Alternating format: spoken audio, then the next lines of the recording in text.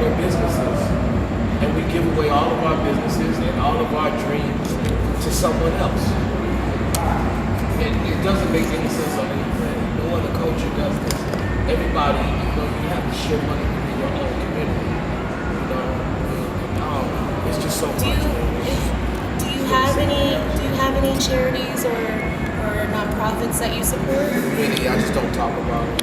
Charity is best done in secret.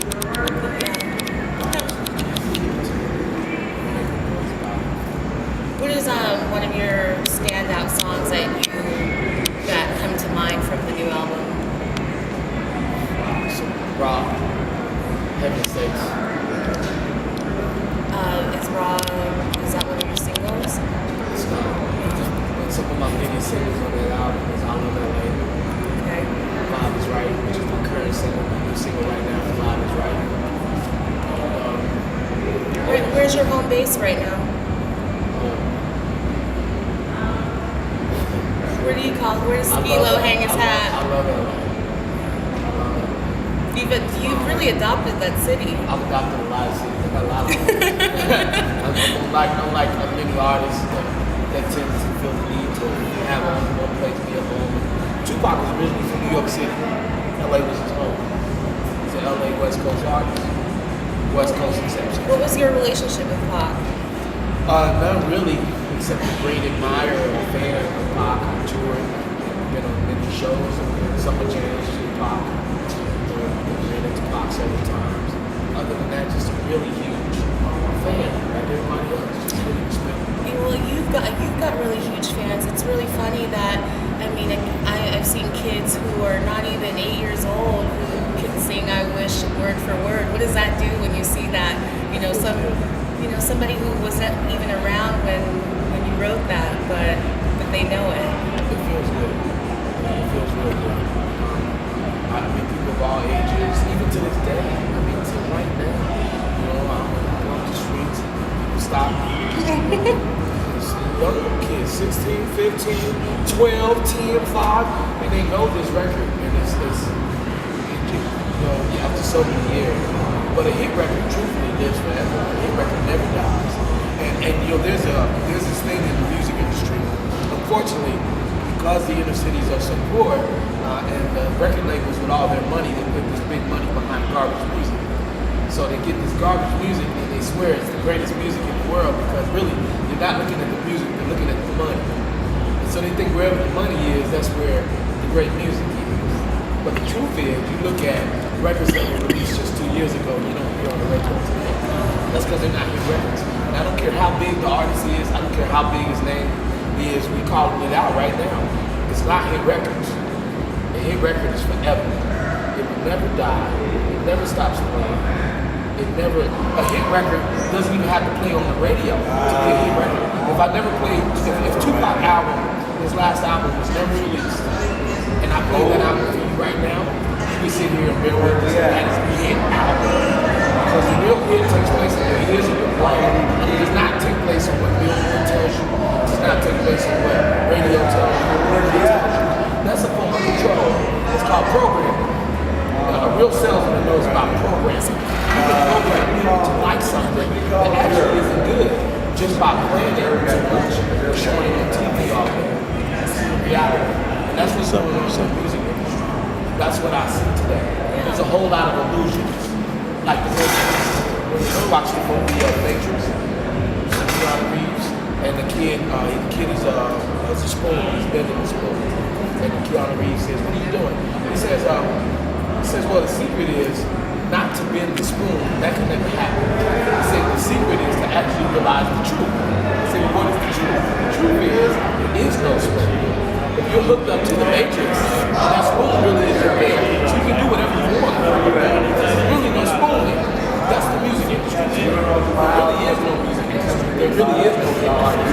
There really is no big artist. If you want to know the #1 artist in hip-hop today, you have to go to the underground. Whoever's the #1 underground artist is the #1 artist. It's not the mainstream. That's pop. That's commercialized. With that whole statement, you put a lot of these new rappers on blast. Really, they suck. I don't bite my tongue because I don't have the record. You heard it here first, folks. They suck. And I don't care how big the name is, they suck. Okay, because what's happening in the streets, hip hop is responsible. Hip hop is about culture. I know that culture. I learned that culture. I love that culture. I will never let that culture die. I will always represent the culture of hip hop to the day I die. The culture is positive. The songs of hip hop before was don't do drugs. Even in NWA, when they did Dope Man was about not doing drugs. It wasn't about go sell dope. Anybody, no matter who they be, no matter how big that name might be or how much money they got behind it, that sells drugs and wax to our beats.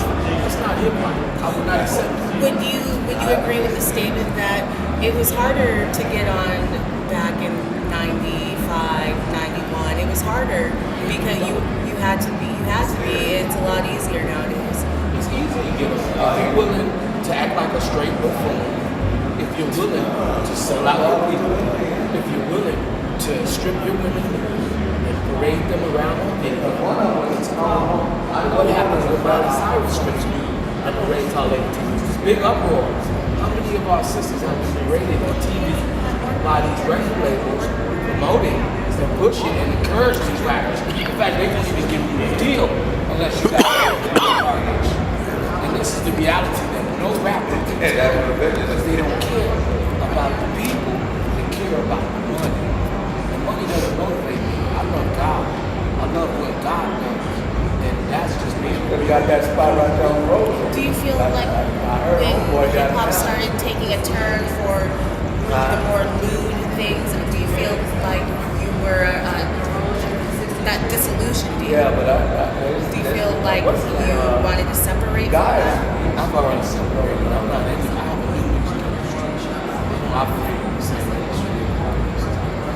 Because of those very reasons. Yeah, same reason. They tell them, anytime you have an industry that gives guidelines to what it takes to be a rapper, think about it. If you want to be a rapper today, what has the industry told you in order for you to make it? And you know what they tell you because it's only what they put out, it's only what they sign. When's the last time you saw even a respectable record?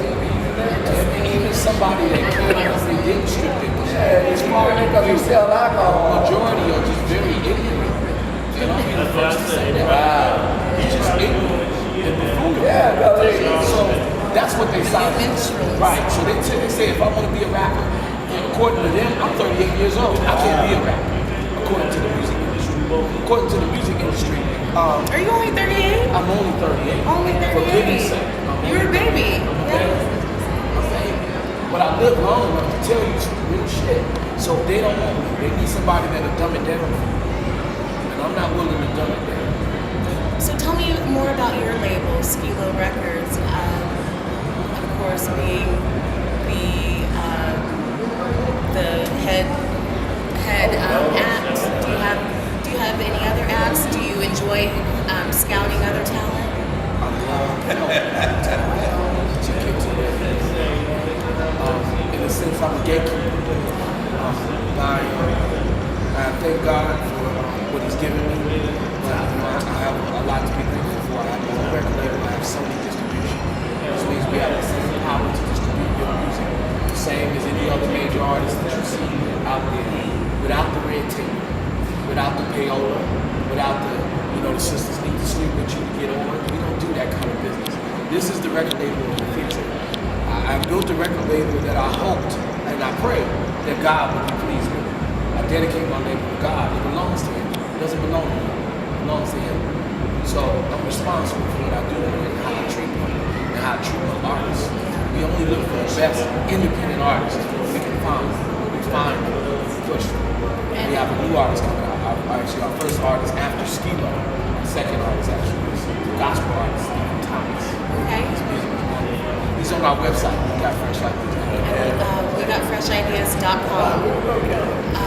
So last but not least, what's next for Skee-lo? World domination. World domination. What's next? I'm an entrepreneur. I don't know what I might create next, what business venture I might join into next, or where this journey might lead me next. You know. And I get the feeling that you wouldn't have it any other way. Yeah, I like that. I like not knowing, and I like it's new ideas every day. And I think that's what I'm a creator. I create from scratch what doesn't exist. I walk into silent rooms with no sound, and I come out with hit records. You know, that's what I do. I've been doing that my whole life. I'm still doing it to this day. And the biggest thing, you know, for my fans and for any fans out there, anybody just loves hip hop, I always say, look, don't let people tell you what's hot. Don't let them tell you that. Go find out for yourself. Go listen. You know, you can hear my new album right now. You go to my Twitter. I got all kind of links on Twitter. I feature songs, and I even feature the whole album. I give you snippets. What's your name on Twitter? Even better, check out iTunes. They got snippets of the songs on iTunes. My Twitter name is Skee-lo_music. And but on there, you know, I share my music and I open it up for the world and let people get it. You should see some of the responses. Get online, it's amazing. No, I completely agree.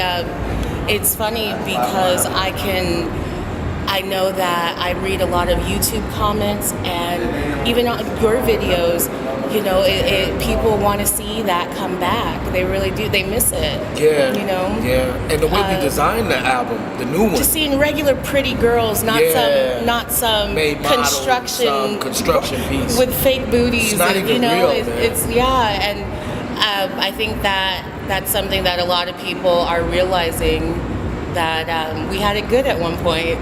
Yeah, it was, we had it was it good. a beautiful moment in music. Yeah. Thank you, Skee-lo. Thank you. Yeah. My photographer,